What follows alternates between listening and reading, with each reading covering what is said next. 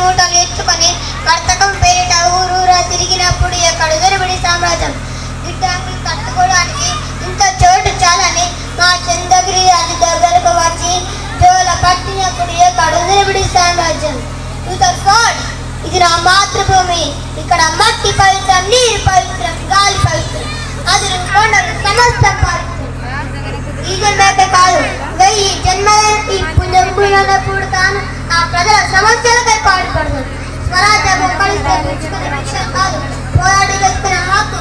ఒక్క సీతారామరాజు చనిపోతే సీతారామరాజులు ఉద్భవిస్తారు.